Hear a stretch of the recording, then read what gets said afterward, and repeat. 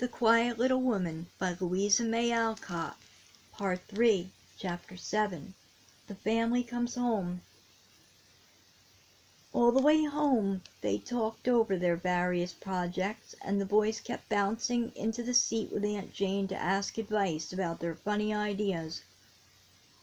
"It must have been rather lonesome for the poor little soul all day. I declare I wish we'd taken her along," said Mrs. Murray as they approached the house through the softly falling snow. "She's a jolly good fire all ready for us, and that's a mercy, for I'm half frozen," said Harry, hopping up the step. "Don't you think if I touch up my blue merino it would fit Patty and make a nice dress, along with one of my white aprons?" whispered Ella as she helped Aunt Jane out of the sleigh. "I hope the child isn't sick or scared. It's 2 hours later than I expected to be home," added Mr. Murray, stepping up to peep in at the kitchen window, for no one came to open the door, and no light but the blaze of the fire shone out. "Come softly and look in," he whispered, beckoning to the rest. "It's a pretty little sight, even if it is in a kitchen." Quietly creeping to the 2 low windows, they all looked in, and no one said a word, for the lonely little figure was both pretty and pathetic when they remembered the letters lately read. Patty lay flat on the old rug, fast asleep, with one arm pillowed under her head. In the other arm lay Puss in a cozy bunch, as if she had crept there to be sociable, since there was no one else to share Patty's long vigil. A row of slippers, large and small, stood warming on the hearth. 2 little nightgowns hung over a chair. The teapot stood in a warm nook, and through the open door they could see the lamp burning brightly in the sitting room, the table ready, and all things in order. "Faithful little creature, she's thought of every blessed thing, and I'll go right in and wake her with a good kiss," cried Mrs. Murray, darting for the door.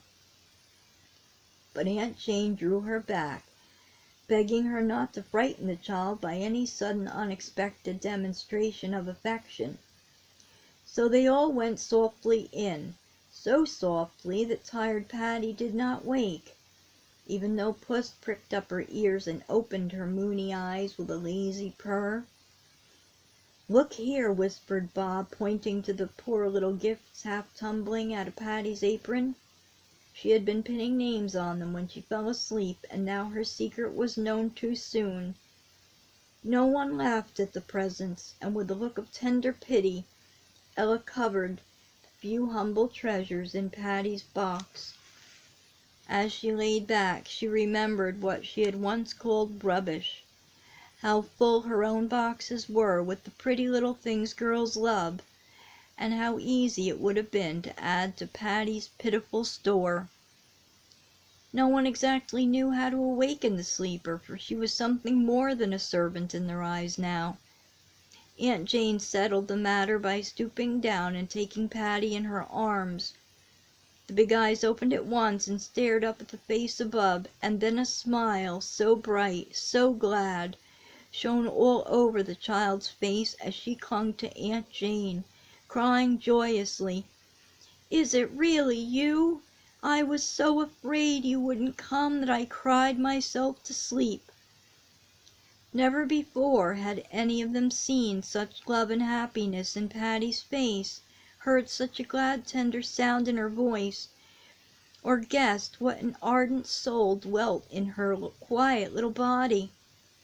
She was herself again in a minute, and jumping up, slipped away to see that everything was ready should anyone want supper after the cold drive. Soon the family went off to bed, and there was no time to let out the secret. Patty was surprised by the kind good nights everyone sent her way, but she thought no more of it than to feel that Miss Jane brought a warmer atmosphere to the house. Chapter 8. A Place for Polly. Patty's surprise began early in the next day, for the first thing she saw upon opening her eyes was a pair of new stockings crammed full of gifts hanging at the foot of her bed, and several parcels lying on the table. What a good time she had opening the delightful bundles! She laughed and cried at the droll little things the boys gave, and the comfortable and pretty things the elders sent. Such a happy child was she that when she tried to say her prayers she couldn't find words beautiful enough to express her gratitude for so much kindness. A new Patty went downstairs that morning, a bright-faced girl with smiles on the mouth that used to be so sad and silent, confidence in the timid eyes, and the magic of the heartiest goodwill to make her step light, her hand skillful, her labor a joy, and service no burden.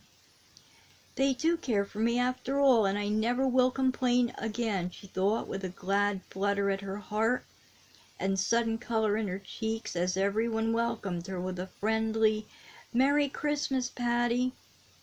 It was the merriest Christmas ever, and when the bountiful dinner was spread and Patty stood ready to wait, you can imagine her feelings as Mr. Murray pointed to a seat near Miss Jane and said in a fatherly tone that made his gruff voice sweet, "Sit down and enjoy it with us, my girl. Nobody has more right to it, and we are all one family today."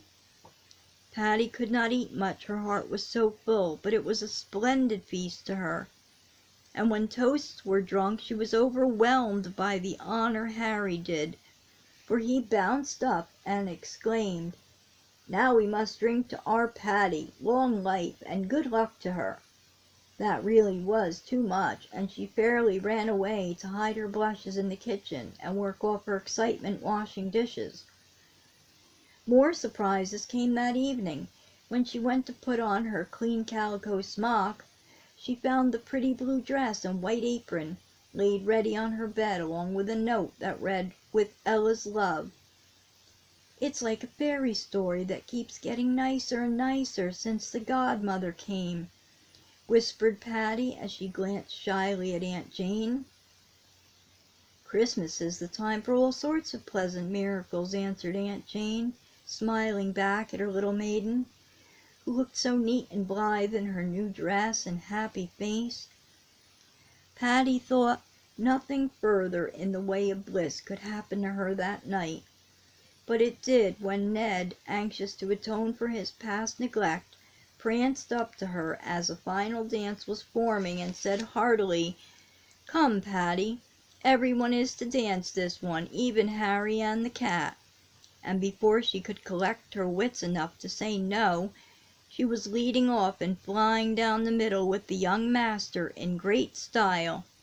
That was the crowning honor, for she was a girl, with all a girl's innocent hopes, fears, desires, and delights, and it had been rather hard to stand by while all the young neighbors were frolicking together.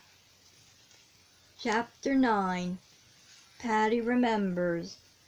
When everyone was gone, the tired children asleep, and the elders on their way up to bed, Mrs. Murray suddenly remembered she had not covered the kitchen fire. Aunt Jane said she would do it, and went down so softly that she did not disturb faithful Patty, who had also gone to see that all was safe. Aunt Jane stopped to watch the little figure standing on the hearth alone, looking into the embers with thoughtful eyes. If Patty could have seen her future there, she would have found a long life spent in glad service to those she loved and who loved her. Not a splendid future, but a useful, happy one. Only a servant, perhaps, yet a good and faithful woman, blessed with the confidence, respect, and affection of those who knew her genuine worth. As a smile broke over Patty's face, Miss Jane said, with an arm around the little blue-gowned figure, "What are you dreaming and smiling about, dearie? The friends that are to come for you some day with a fine fortune in their pockets?" "No, ma'am. I feel as if I've found my folks. I don't want any finer fortune than the love they've given me today. I'm trying to think how I can deserve it, and smiling because it's so beautiful, and I'm so happy," answered Patty, looking up at her first friend with full eyes, and a glad glance that made her lovely. The end.